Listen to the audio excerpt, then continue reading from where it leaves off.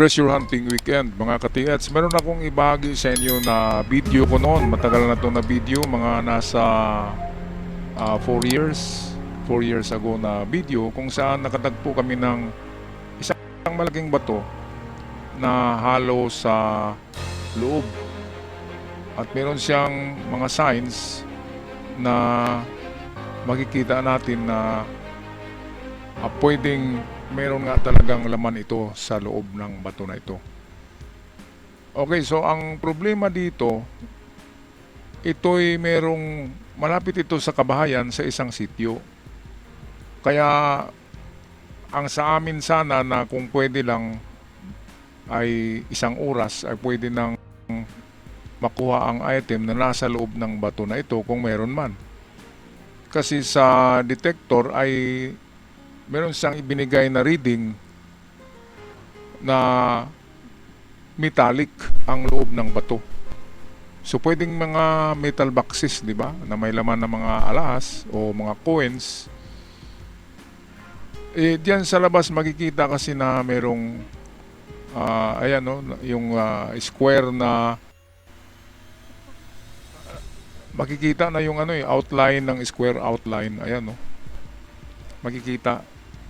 At pwedeng pinats lang siya ng makapal na simento at sa katagalan ay nagmukhang bato na rin, nilulumot na.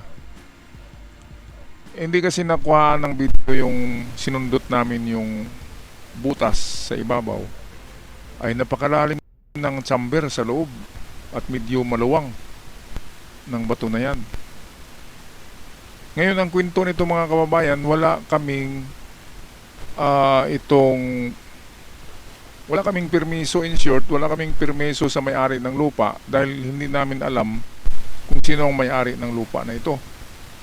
Kasi itinuro lang to sa amin ng aming guide na mayroon daw ito na parang may square na outline, yung ganyan no, yung nakita dyan. Kaya nang puntahan namin, positive nga siya sa detection. Yun yung butas sa itaas. Malalim yan. Kung tusukin yan ay mas mga 1 metros talaga ang lalim ng butas na yan. So pwede ngang merong laman talaga ito. Ngayon amin na sana ito pupukpukin ng maso. Bubutasin sana namin. Ang problema ay marami nang tumitingin sa di kalayuan ay tumitingin na yung mga may-ari ng mga bahay. At bistadong-bistado, alam naman natin na wala tayong permiso sa may-ari kasi hindi natin kilala. Kaya hindi pwede. Kaya sa isip namin, ay balikan na lang at hanapin yung may-ari ng lupa. Para mabiyak talaga o mabutas ang bato at makikita kung ano ang laman sa loob. Okay, kaya swerte sana kasi maganda talaga siya dahil may chamber sa loob. Okay mga katiyat, so ito yung picture ng bato. Itong pinukpok namin, ito yung malapad na portion ng bato. Kaya nga magtaka tayo bakit malapad tong portion dito. Nagaganyan yan eh. Malapad siya kumpara sa likod. Natural na shape yun. Ito ay parang tinapyas.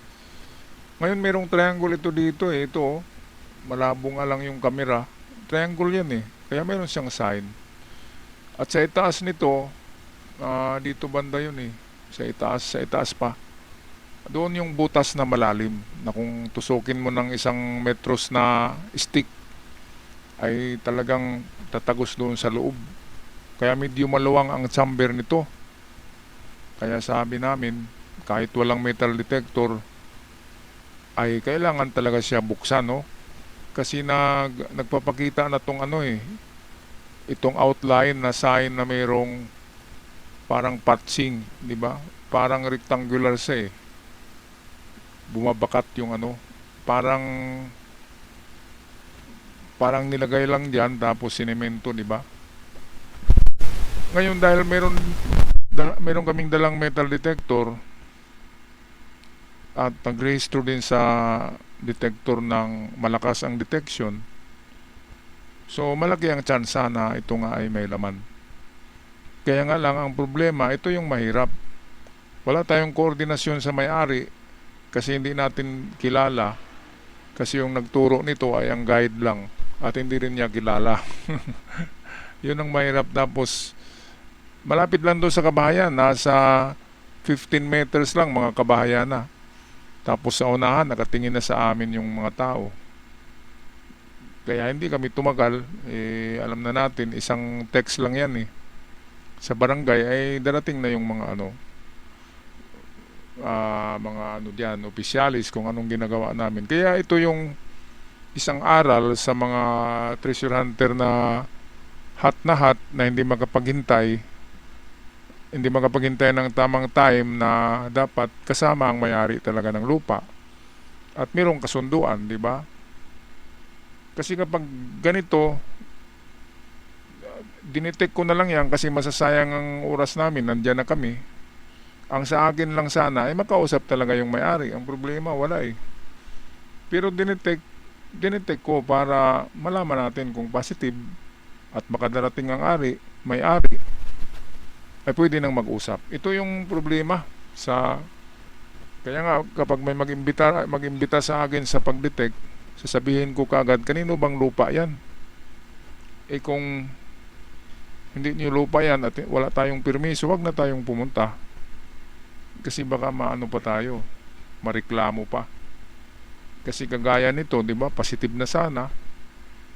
Ang problema, wala nga, para kaming mga ninja dito Parang mga ninja na mga hukagi, di ba? Parang nagnanakaw na, yun yung nasa isip ko parang magnanakaw na tayo nito. Mga kababayan, masisira ang ating image nito. Kaya ako na rin ang nagsabi na parang hindi tama to kasi marami nang nakatingin at wala talaga tayong permiso. Kaya umalis na kami dyan, mga ka-TH. Pero ito yung aking i-share sa inyo na kapag makakita kayo ng bakat na kwadrado na tingnan nyo parang square at semento at mayroong mga sign, lalo na triangle ito, treasure talaga yan. Mayroong pang maliit dito pero maliit lang ito. Pero sa ibabaw nito, ito nga yung butas na malalim talaga. Malalim, sino bang magbarina ng malalim, no? Tsaka maluwang sa loob, kaya mayroong chamber ang bato na ito, mga ka-TH. So, yan ang isa sa mga sign na ang bato ay pwedeng may laman sa loob. Kung mayroong mga nagbabadya na mga signs dyan, katulad nitong square o rectangle na outline na lumabas na sa tagal ng panahon, mga kababayan. So, ayan. At meron siyang isang sign dito, itong triangle dyan. Hindi lang masyadong klaro, pero meron talagang triangle dyan na naka-chisel. Ayan, so meron ng isang legit sign. Maliban dito sa bakat ng rectangle, ng square, di ba? At yung butas na malalim, sign din yun. Na malalim na butas sa bato, 1 metro ang lalim Tsaka maluwang sa loob. Kaya pwede nga siyang depository, pwedeng siya ay isang chamber or itong tinatawag na treasure enclosed in the rock. Ang malaking bato ang ginagawang parang treasure vault ng mga Hapon. Malimit na nangyayari yan. Palaging nangyayari yan na ginagawang treasure vault ng Hapon ang malalaking bato at gumagawa sila ng chamber. Alright, so kayo magpapaalam na. Maraming salamat sa lahat at sa mga bago pa lamang sa channel nag-subscribe. Maraming salamat. Malaking tulong yan at sa aking avid followers, ako'y magpapasalamat sa lahat. Hanggang sa muli, paalam.